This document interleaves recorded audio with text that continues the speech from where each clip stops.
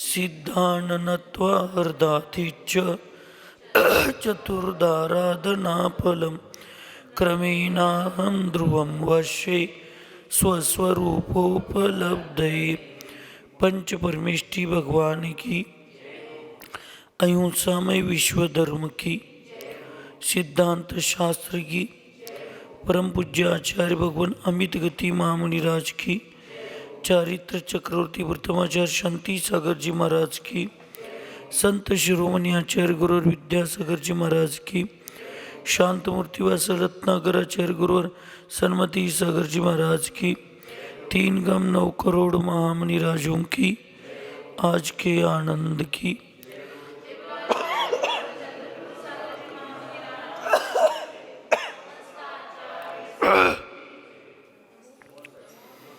आचार्य भगवान अमित गति महामुनिराज मरणखंडिका या महान ग्रंथामध्ये संगतीचा प्रभाव सांगत असताना पूर्वचर्चेमध्ये कोणाकोणाच्या संगतीत राहावं आणि कोणाकोणाच्या संगतीत राहू नये, चुकीच्या किंवा जे चारित्र्य पालनामध्ये अनावश्यक आहे अशा लोकांच्या सान्निध्यात संपर्कात राहिल्यानंतर, अशा व्यवस्थेला स्वीकारल्यानंतर कसं अपकीर्ती होते आणि अपवादाचे स्थान निमित्त होतात, या सर्वाचं वर्णन करून आचार्य भगवान तिथं उदाहरणरूप एक गाथा सांगतात. दुर्जनेन कृते दोषे दोषमाप्नोति सज्जनः कादंब कौशिकेनैव दोषिकेनापदूषणम्. आचार्य भगवंत सांगतात, दुर्जन द्वारा दोष किए जाने पर वह सज्जन को प्राप्त हो जाता है.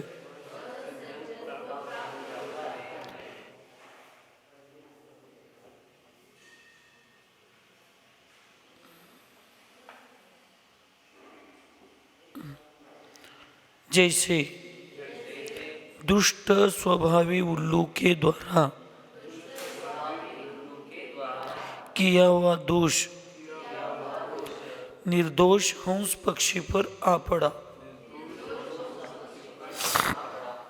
अर्थात महान तपस्वी भी दुर्जन के दोषों से अनर्थ में पड़ जाते हैं.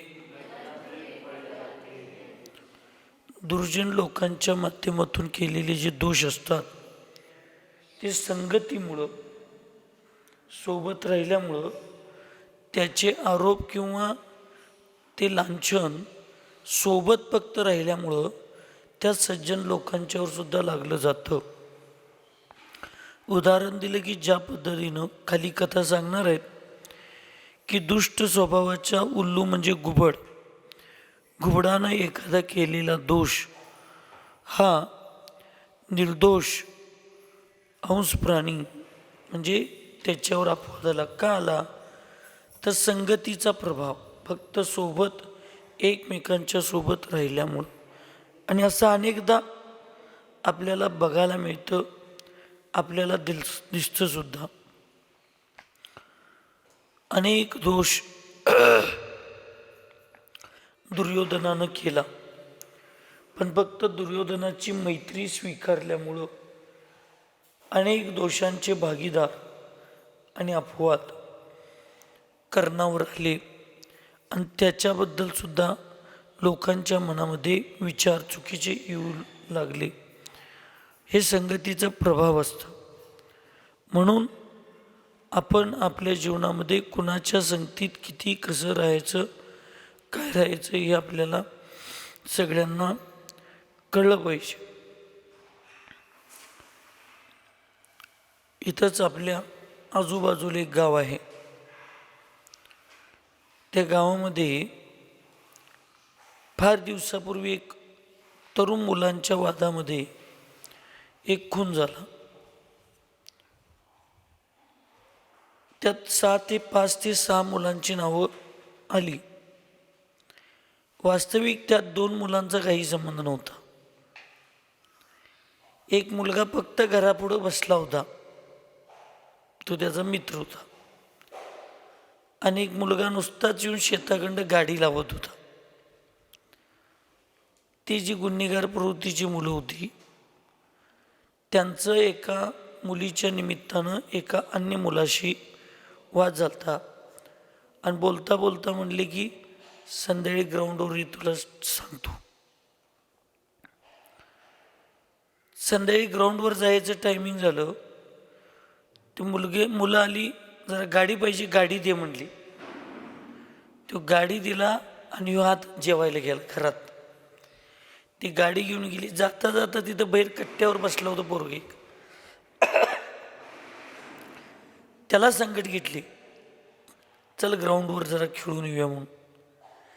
त्याला संकट घेऊन गेली. आणि तिथे गेल्यावर मग ती तू मी वाद चालू झाला. वादाचं रूपांतर थोडं हातापाईवर गेलं. आता संकट गेलेल्या मुलानं काय करायचं, एकमेकाला भांडू नका म्हणून ते धरलेत. आणि त्या एका चांगल्या घरातल्या मुलानं त्या समोरच्या मुलाला, अरे तुम्ही भांडू नका, ग बसा म्हणून त्या समोरच्या मुलाला नुसतं धरला. असं भांडू नका म्हणून ऐकायला का समित. तेवढ्यात त्या समोरच्या मुलांनी संधी साधली आणि त्याच्यावर वार केले. आता लोकांना दिसायला काय दिसायला लागले, समोरच्यानं वार केला आणि जो मेलाय त्याला कोण धरलं होतं, ह्या मुलानं धरला होता. त्यामुळे ते मारायसाठीच धरला होता असं झालं. त्याला पण 2 वर्ष आत जाऊन यायला लागलं. वास्तविक तो त्याच्यासाठी धरला होता का, एकमेक भांडू नका, मारामारी करू नका म्हणून एकमेकाला धरले होते. हे प्रभाव असा असतो. दुर्जनांच्या चुकीच्या संगतीमध्ये राहिल्यानंतर चूक करतो एक जण आणि भोगावं लागतं एकांना. म्हणून आपण लोकांनी संगती करत असताना साधूंनी पण चांगल्या साधूंच्या संगतीत राहावं, चांगल्या विचारांच्या श्रावकांच्यात राहावं. आणि श्रावकांनी सुद्धा आपले चांगल्या विचाराचेच मित्र, मार्गदर्शक साधू निवडावेत. बाटली पुत्र नगर के गोपुर द्वार के उपरिम भाग में एक उल्लू रहता था. किसी एक दिन वह उल्लू किसी एक हंस के पास पहुंच गया और दोनों में गाढ़ मित्रता हो गई. हंस पक्षी उस उल्लू को अति श्रेष्ठ पक्षी मानता था. अतः उसकी बातों में आकर किसी एक दिन उस गोपुर द्वार पर उल्लू के साथ आकर बैठ गया. उसी समय उस नगर का राजा प्रजापाल चतुरंग सेना को लेकर दिग्विजय हेतु उस गोपुर द्वार से बाहर निकल रहा था. उल्लू ने राजा के दक्षिण भाग में जाकर वीरस शब्द कही. उस दुष्ट पक्षी का वह अपशकुन सूचक शब्द सुनकर राजा को क्रोध आ गया. उसने धनुष्य पर बाण चढ़ाकर निशाना बांधा। उल्लू चालाक था, वह वहां से शीघ्र ही उड़ गया और वह बाण वहां बैठे निर्दोष हंस को लगा तथा वह उसी क्षण मर गया। त्या पाटलीपुत्र नगरामध्ये गोपूर म्हणजे जे नगरद्वार असतं वेशीमध्ये, त्याच्यावर एक घुबड बसत होतं. एक दिवस त्या घुबडाची मैत्री एका हंसाबरोबर झाली आणि तो हंस त्या घुबडाला फार श्रेष्ठ आणि शहाणा समजा लागला. म्हणजे घुबड हुशार आहे, घुबड हुशार आहे असं समजून त्याची मैत्री गाढ झाली, जिगरी दोस्त झाली. त्यावेळेला त्या हंस पक्षीच्या ह्या एका चुकीमुळं एक दिवस तिथला जो राजा होता प्रजापाल, त्या प्रजापाल राजा युद्धासाठी जात होता आणि बरोबर तिथं आला आणि दक्षिण बाजूला म्हणजे त्या राजाच्या बाजूला जाऊन दक्षिण दिशेला विरस म्हणजे अपशब्द आपल्यासुद्धा म्हणतोय बघा आपण. घुबड दिसलं, घुबडाचा आवाज ऐकला, आता ते काम करायला जायचं नाही म्हणतात, अशुभ लक्षण मानलं जातं. आपण सहसुद्धी एखाद्या मुलाला, एखाद्या पुरुषाला, कुणाचं तरी असं काही तोंड बघितलं आणि त्या दिवशी काम नाही झालं तर आपण त्या माणसाला सुद्धा त्या घुबडाचं तोंड घेऊन आपण असं आरोपित करतो. तसं त्या घुबडाचे शब्द ऐकून त्या राजाला राग आला, हे अपशकून केला म्हणतोय. आणि त्या राजानं काय केला, त्याच्यावर नेम धरून बाण मारला. घुबड अत्यंत हुशार होतं ते, अशा लोकांची बुद्धी फार चालते, लक्षात ठेव. ते बरोबर तिथनं उडून गेलं आणि त्याच्या मागं बसलेल्या राजहंसाला, त्या हंस पक्षाला तो बाण लागला आणि मरून गेला. यात काय त्या हंसाची चूक होती का? काही चूक नव्हती, फक्त संगतीचा प्रभाव असतो, लक्षात ठेव, संगतीचा प्रभाव. म्हणून आपण चांगल्या लोकांच्या संगतीत राहणं फार गरजेचं आहे. इस प्रकार नीच की संगति से निर्दोष हंस पक्षी का प्राणनाश हुआ, अतः दुष्टों की संगति कभी नहीं करनी चाहिए.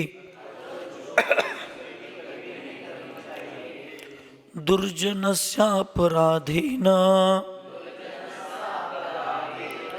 पीड्यन्ते सज्जन्याक जने अपराध पराचीना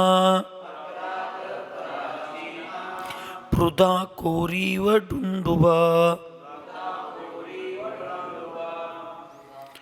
लोक में दुर्जन के अपराध से सज्जन पुरुष पीड़ा को प्राप्त होते हैं, जैसे पृथकों के अपराध से निर्दोष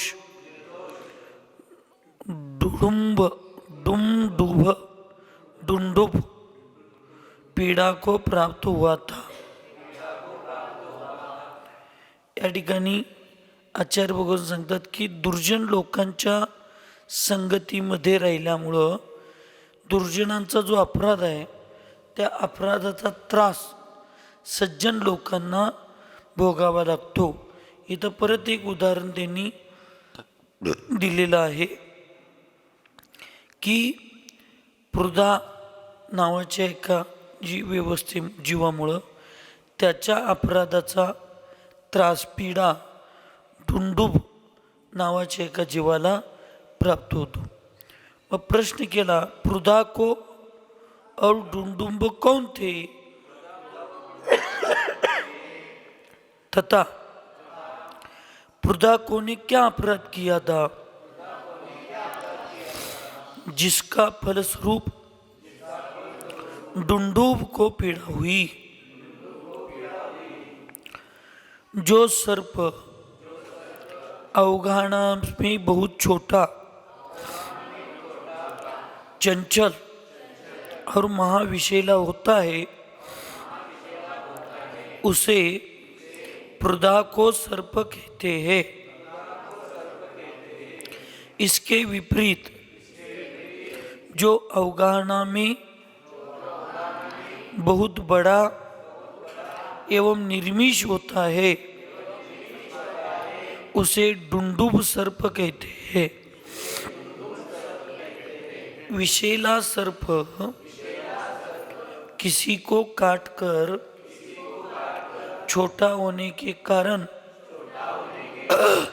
तत्काल छिप जाता है। वही पड़े हुए बड़े सर्प को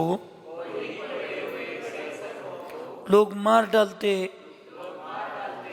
वे समझते हैं कि इसी सर्प ने काटा है। इसी प्रकार अपराध तो करता है दुर्जन, किंतु उसकी संगति में आया हुआ सज्जन पुरुष उस अपराध का दंड भोगता है।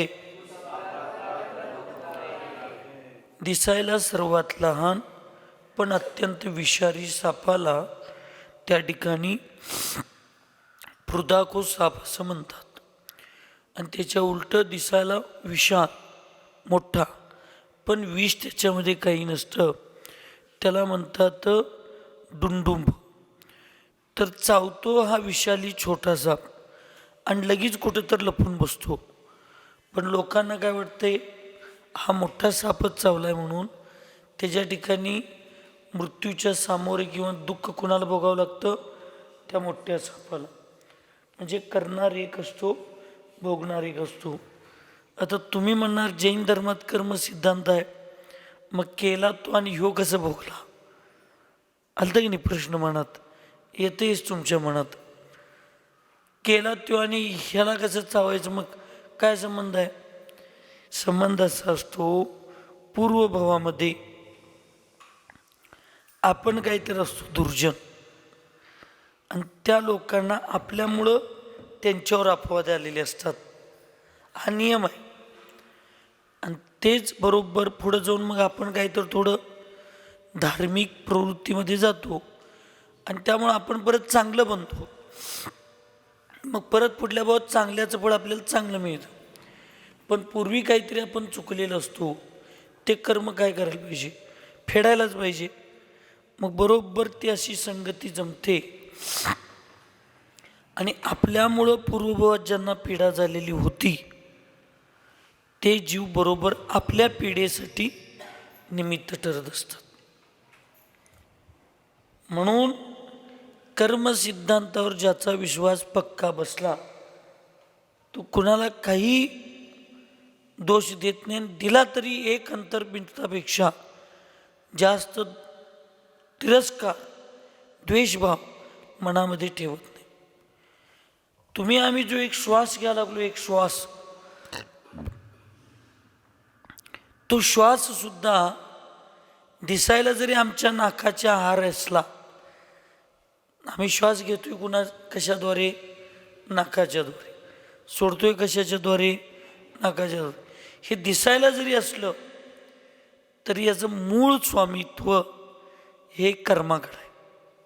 श्वासोश्वास नाम कर्म जोपर्यंत आमच्याकडं आहे,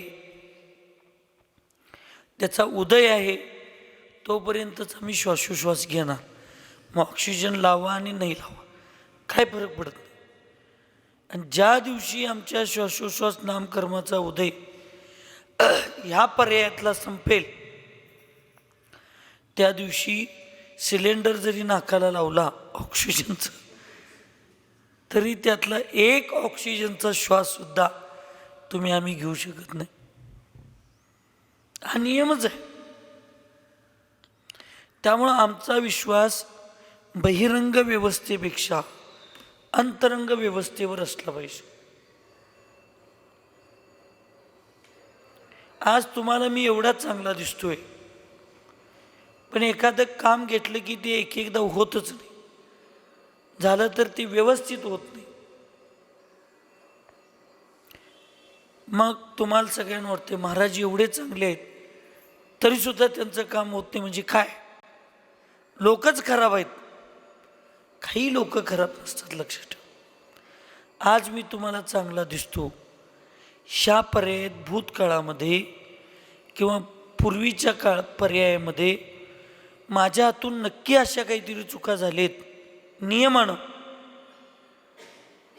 म्हणून मी आज चांगला असून सुद्धा माझं एखादं काम होत नाही, कारण मी चांगलं ह्या पर्यायात वागायला लागलो.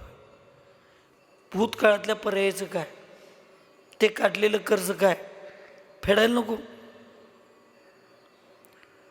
त्यामुळे चांगलं आणि वाईट माझा चातुर्मास कुंभोजमध्ये चांगला व्हायचा काय, म्हणजे लई मोठा व्हायचा काय साधा व्हायचा, हे फक्त 25% किंवा कुंभोजवाल्यांच्या पुण्याईवर तुम्हाला किती फायदा झाला हे तुमच्या पुण्याईवर आहे. पण कुंभोजचा फायदा मला किती झाला आणि तो चातुर्मास किती चांगला झाला किंवा साधा झाला हे माझ्या पुण्यावर अवलंबून आहे. कुंभोजवाले फक्त बहिरंग निमित्त आहेत. ह्या कुंभोजच्या चातुर्मासामध्ये तुमचं सगळ्यांचं पुण्य असेल तर फार तुमच्यात बदल होणार, तुम्ही फार स्वतःमध्ये परिवर्तन करून घेणार, तुम्ही आनंदी राहणार, तुम्ही सुखी होणार, तुम्ही समाधानी होणार. पण माझ्या जर कर्माचा उदय असेल त्याचा आनंद मला कधी येणारच नाही.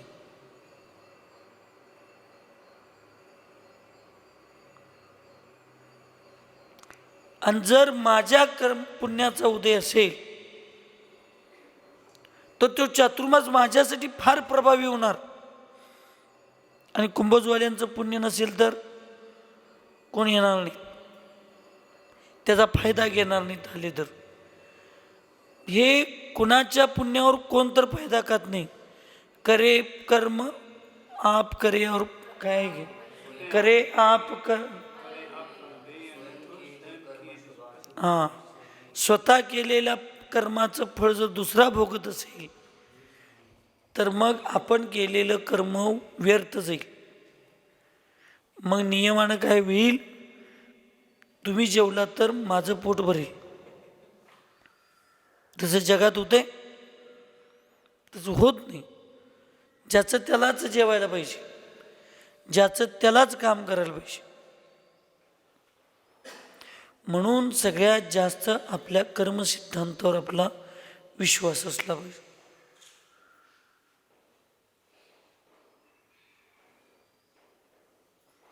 आणि ज्याचा याच्यावर विश्वास असतो ना, मग ती लोक फार वेळेपर्यंत आपल्या मनात असं राग द्वेष ईर्ष्या मत्सर ठेवत नाही. काल सकाळी सहज माझ्या तोंडातनं गेलं, मी बाहेर झोपण्याचं कारण, सकाळ जरनं जे निर्दोष आहेत ती लोक येऊन 50दा माफी मागून गेली. सगळी समाजातली पोरं आली, महिला आल्या, साधू प्रत्येक जण या लागले. पण जे चुकले होते त्यांना वाटलंच नाही आपण चुकलोय असं. आणि शेवटी काल संध्याकाळी एवढे पोरं येऊन डोळ्यात पाणी काढायला लागले. आणि ते निर्दोष असताना सुद्धा ते स्वतःला दोषी ठरवून घ्यायला लागले की नाही आमचंच काहीतरी चुकले, आमचंच काहीतरी चुकले. आता म्हटली ही पोरं धर्मात या लागलेत आणि ज्यांचे काही चूकच नाही तेच त्रास करून घ्यायला लागले, तर त्या भक्तीकडे बघून शेवटी मला जावं लागलं. मी खोलीत झोपलो, आनंदानं झोपलो. मी म्हटलं आपण आता फार हट्ट तर आमच्यात नसतो, पण फार आपण याचा विचार करण्यात काही अर्थ नाही. ज्यांना कळायला पाहिजे त्यांना कळलं नाही, आणि ज्यांचा काही संबंध नाही त्या लोकांनी आपल्यावर म्हणजे आपलंच काहीतरी चुकले. मग प्रत्येकजण एकमेकाला विचारू लागला. अर्यंत येऊन म्हणा लागला, मला तुम्ही बोलवलं तर वाटतं मी चालू नाही म्हणून तुम्ही असं करायला लागलाय. प्रत्येक जणाला वाटलं की माझीच काहीतरी चूक झाल्या आणि मग आपल्या एका नियमामुळं अनेक लोकांच्या मनात जर आर्तरौदर्ध्यान होत असतील तर त्या नियमामध्ये त्या लोकांच्या मनात धर्माबद्दल कुठं तर अनास्था येऊ नये हे स्वीकारला नाही आम्ही घेऊ. म्हणून ज्या लोकांच्यामध्ये कर्मसिद्धांत असतो ना विश्वास, ती लोक फार वेळपर्यंत एखाद्या गोष्टीला मनामध्ये हृदयामध्ये ठेवून घेत नाहीत. लई चांगलं झालं तरी ते शांत असतात, लई चुकीचं झालं तरी ते शांत असतात. तेवढंच एक अंतर्मुहूर्त फार झालं तर एखाद्या विषयाला कुणाला तर कळावं म्हणून एका दुसरा दिवस. पण लक्षात ठेवा, समोरच्यांच्या पण पुण्याचा तेवढा उदय असायला लागतो. गुरूंच्या विचारांना, गुरूंच्या वेदनेला किंवा गुरूंच्या शब्दांना समजावून घेण्याची तेवढी क्षमता असली पाहिजे. तुम्हाला तुमच्या घरात आईवडिलांच्या शब्दाला समजावून घेण्याची क्षमता असली पाहिजे. समजलं तर ते स्वीकारून त्याची क्षमा याचना करण्यासाठी तेवढं मन मोठं असलं पाहिजे, तेवढं मनामध्ये हृदयामध्ये विशालता असली पाहिजे. एकेकांना चुका करतात कर माफी मागायची भाव होत नाहीत. माफी मागितलं तर जबर म्हणजे असं फॉर्मॅलिटी म्हणून मागत बसतात. काय करणार तुम्ही आम्ही काहीही करू शकत नाही. लक्ष ठेवा, हे मी सारखं बोलतोय पण माझ्यात सुद्धा ते 50%च उतरले. आणि या संगतीमुळं किंवा पूर्वकर्माच्या उदयामुळं किंवा मग सगळ्यात मेन जे कारण आहे पुरुषार्थाची कमतरता, त्याच्यामुळं काही वेळेला आम्ही पण त्याच्यात काही क्षणापुरतं वाहत जातो. काल महाराजांनी एक गोष्ट मला सांगितली, असं व्हायला लागले. मी म्हटलं थांबा लगेच चर्चा करूया. तर महाराजजी म्हटले नाही तुम्ही आता जरा डिस्टर्ब आहे, आत्ता चर्चा करायला नको, नंतर चर्चा करूया आपण त्या गोष्टीची. मी असं फार डिस्टर्ब नसतो आणि कुणामुळं तर डिस्टर्ब झालो असतो तर दुसऱ्यांच्याबरोबर चर्चा करताना ह्याचा प्रभाव त्याच्यावर माझ्या जीवनात कधी पाडत नाही मी. म्हणून तर मी एवढा आनंदी असतो, समाधानी असतो, कारण मी कर्तव्य करत जातो.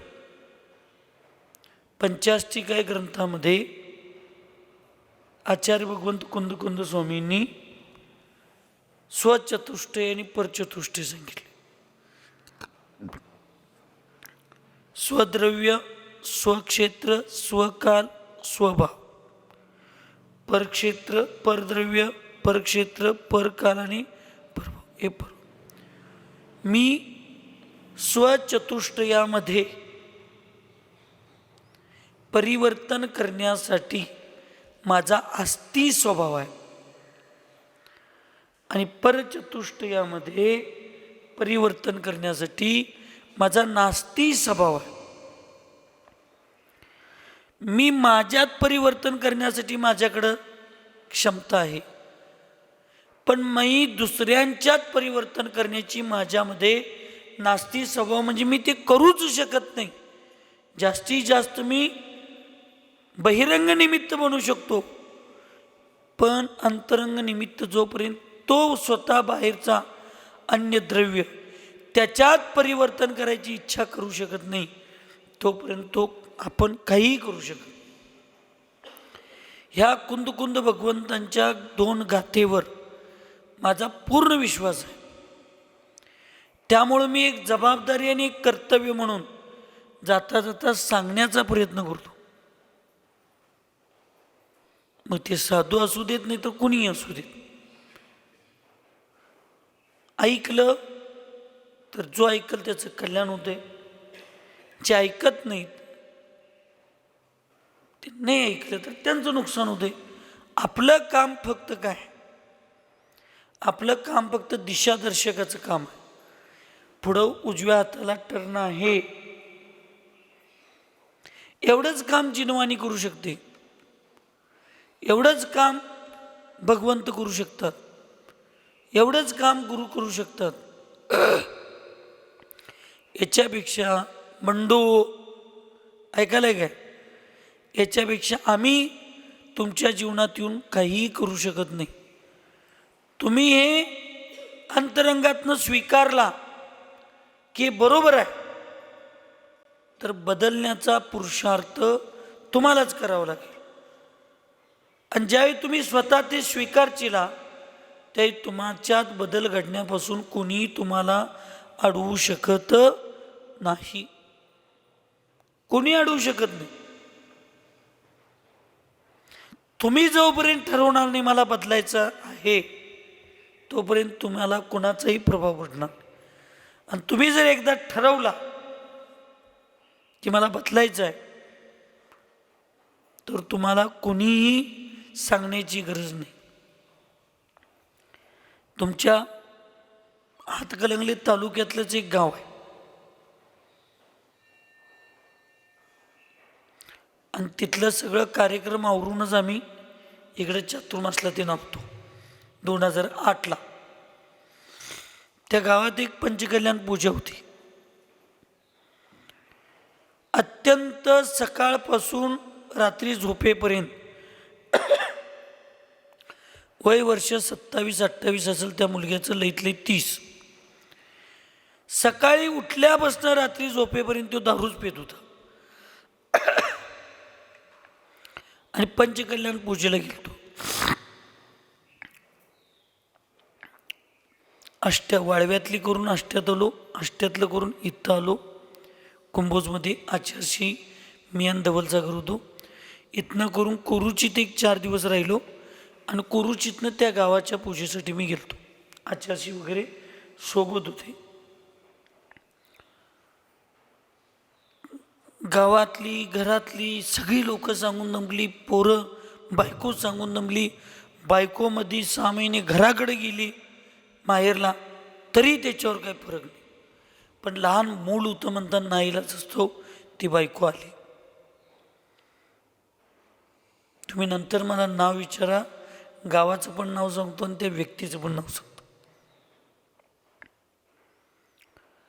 पण त्या पंचकल्याण पूजेच्या मध्ये माझ्या अंदाजानं जन्मकल्याणिक होता. आणि त्या जन्मकल्याणिकमध्ये मी जन्माचं महत्त्व सांगत आई आणि मुलावरचं प्रवचन केलो, आणि व्यसनमुक्तीचं प्रवचन केलो. आणि त्याच्यात जी मुलं ऐकतात त्याचं एक उदाहरण दिलो, आणि जे ऐकत नाहीत त्यांचं एक उदाहरण देऊन, आई तुझं लेकरू वेडं ग कोकरू हे गाणं मी त्या ठिकाणी म्हटलो. त्याही तो पंचकल्याण पूजेच्या मंडपामध्ये एका खांबाला शेवटला मंडपात येऊन दारू पिऊन टिकून बसला होता. ते पोरगा ऐकत, ते गाणं ते प्रवचन ऐकल्यानंतर त्याच्या मनात एवढा प्रभाव झाला, तो माझ्या ओळखीचा नाही, काही नाही, माझा संबंध नाही. दुसऱ्या दिवशी सकाळी तुम्ही कसं आता येतं की नाही, असं बरोबर टायमात तो काडगीला न्यायसाठी तिथं आला. लोकांना आश्चर्य वाटायला लागलो, ह्यो कसा काय आला. 1 दिवस झालं, 2 दिवस जवळलं, 3ऱ्या दिवशी पंचकल्याण पूजा संपली, आणि 4थ्या दिवशी आम्हाला विहार करायला तो सोडायला आला. सगळ्या आचारशी आम्ही सगळी होतो.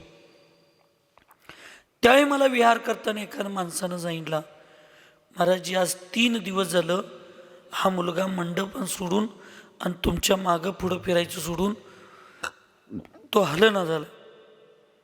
त्याच्यात काय, तर त्या माणसानं मला त्याची स्टोरी 2 मिनिटात सांगितली. त्या मुलाला मी पुढं बोलवलो. तिथनं एक 2-3 किलोमीटर बहुतेक येड्रावला आम्ही आलतो. तिथून विहार करून येड्रावला आलतो. जयसिंगपूरला पूजेला जाणं होतो असं काहीतरी असेल. येड्रावला आलो. त्या येड्रावला येऊपर्यंत फाट्यासनं फक्त येड्राव गावात जोपर्यंत मी त्याला समजावून सांगितलं तुम्हाला पटणार नाही, आज 2008पासून आजपर्यंत ते पोरगं इतकं धार्मिक झालं. भले आत्ता माझ्याकडं तू येत नाही, तो आपल्यातल्याच अन्य साधूंच्या जवळ जातो करतो तो भाग वेगळा. कारण गाव तिथं, घर तिथं मातीच्या चुली असतात.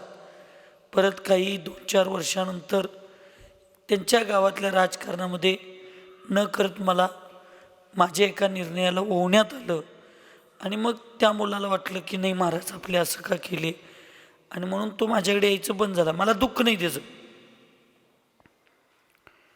तो जिथं जातोय तो दिगंबर मुनी महाराजांच्याकडेच जातोय. पण पूर्ण मिथ्यात्व सोडला, व्यसन सगळं सोडला. त्याच्यानंतर 7-8 चातुर्मास तो रात्री भोजन त्याग आणि कंदमुळाचा त्याग केला. कष्ट करण्याचं काम आहे त्याचं. आज तो 5-6 वर्ष झालं 100% रात्री जेवत नाही, 12 महिने कंदमूळ खात नाही, काही करत नाही. पण वर्षातनं 2-3दा माझ्याकडे येतो, दर्शन घेतो, रत्नत्री विचारतो, तुमच्या आशीर्वादानं माझं फार चांगलं आहे म्हणतो, 2 मिनटं बसतो आणि निघून जातो. त्याला कुठं आता मी बोलवून खोलीत समजावून सांगितलं होतं, काय केलं तुम्ही त्याला. पण त्या पोरग्याला ते ऐकल्यानंतर वाटलं मला बदल घडलं पाहिजे. हे माझ्यासाठी सांगितलेत. तुमच्यात सुद्धा ज्या ज्या मुलांनी, ज्या ज्या पुरुषांनी, ज्या ज्या लोकांनी आपल्या जीवनात परिवर्तन केलं, त्या सगळ्या मुलांना, त्या माणसांना प्रत्येक शब्द वाटत होता की महाराजजी माझ्यासाठी सांगायला लागलेत, माझ्या कल्याणासाठी सांगायला लागलेत, मला बदललं पाहिजे. त्यांनी बदल घडवला. पण ज्याला बदलायचंच नाही, ज्याला आपल्यात बदीवर्तन करायचंच नाही, तो काय म्हणतोय, बहुतेक हे आर्यंतसाठी, आर्यंतसाठी. हे महाराजजी बहुतेक आर्यंतला म्हणा लागलेत, हे महाराजजी बहुतेक अरुणाताईला सांगायला लागलेत, मला काही सांगितलंच नाही. व्रती लोकांना कळत नाही हे माझ्यासाठी आहे, आणि तुम्ही तर असं हे मी लोकायचं. म्हणून जोपर्यंत मला वाटत नाही हे माझ्यासाठी चालू आहे, तोपर्यंत काही बदल घडू शकत नाही. त्यामुळं तुम्ही सुद्धा, मी काल प्रवचनात स्वाध्यायात काल सांगितलो की जगाचं कुंभोजी ह्या चातुर्मासामध्ये गाव काय फायदा घेते काय नाही राहू दे, प्रत्येकाने ठरवायला पाहिजे मी माझा फायदा घेतला पाहिजे, मला माझ्यात परिवर्तन करायला पाहिजे आणि माझ्यात मला बदल केला पाहिजे. प्रत्येकाने ठरवलं तर गाव आपाप बदलल का नाही, बदलल का नाही सांगा. आणि प्रत्येकानं ठरवलं नाही तो बदलायला पाहिजे, तो बदलायला पाहिजे, गावात किती बदल होणार सांगा, होणार आहे.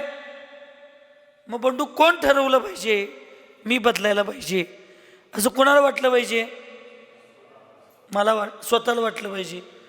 मला किती जरी वाटलं बंडू बदलायला पाहिजे, बंडू बदलणार आहे काय नाही. आणि बंडूला किती जरी वाटलं खंडू सुधारलं पाहिजे,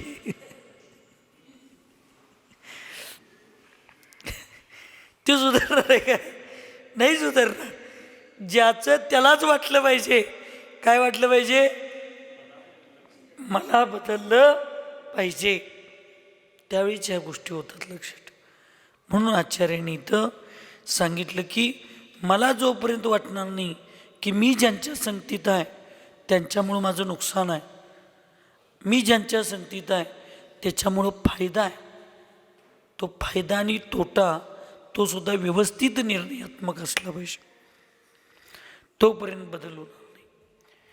असंयतेन चारित्रम संयतस्यापि लुप्यते संगतेन समृद्धस्य सर्वस्वमिव दस्युना. जैसे संपर्क में आए हुए चोर के द्वारा समृद्धिशालियों का सर्वधन हरण कर लिया जाता है, वैसे ही असंयमी पुरुष के संपर्क से संयमी जन का भी चारित्र लुप्त हो जाता है. जसं संपर्क आल्यानंतर चोरांच्या माध्यमातून सुद्धा समृद्धशाली लोकांचं धन हरण होतं, म्हणजे चोरीला जातं, नष्ट होतं. तसं असंयमी पुरुषांच्या संपर्काच्या द्वारे संयमी लोकांचं चारित्र्य सुद्धा लुप्त होऊन जातं.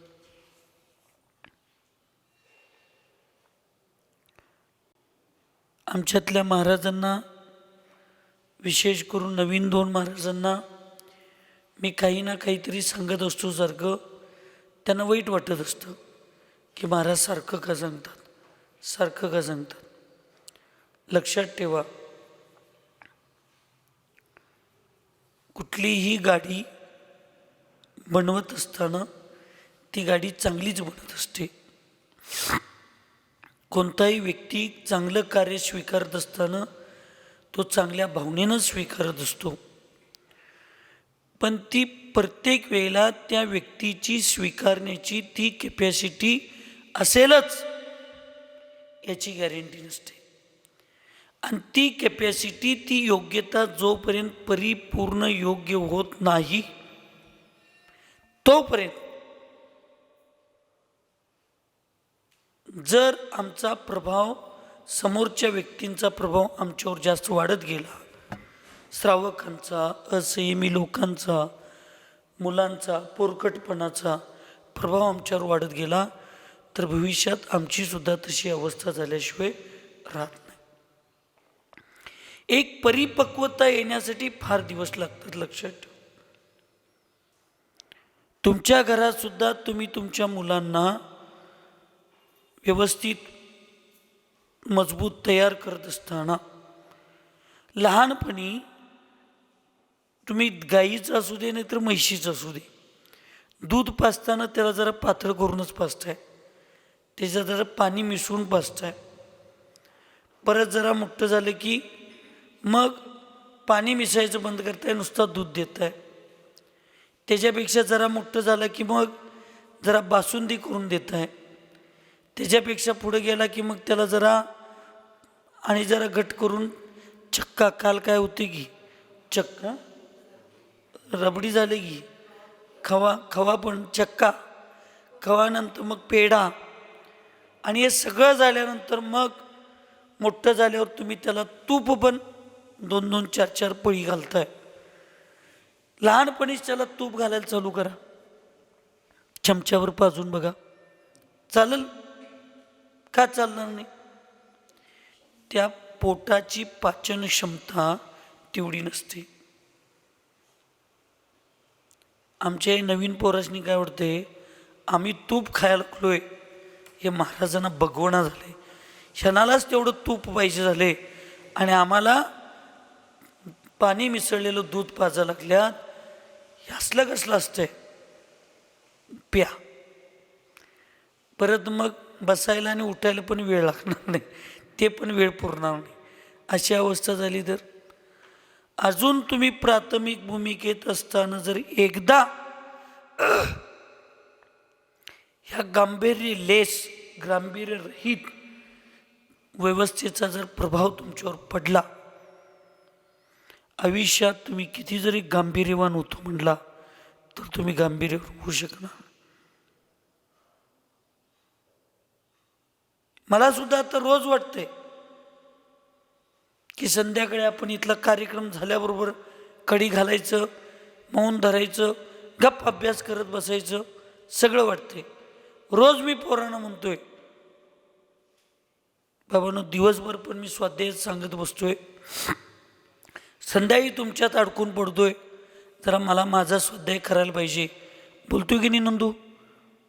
संध्याकाळी मला 1 तासभर तर मला आता वेळ माझ्यासाठी द्या. पण त्या भक्तीच्या पोटी असू दे किंवा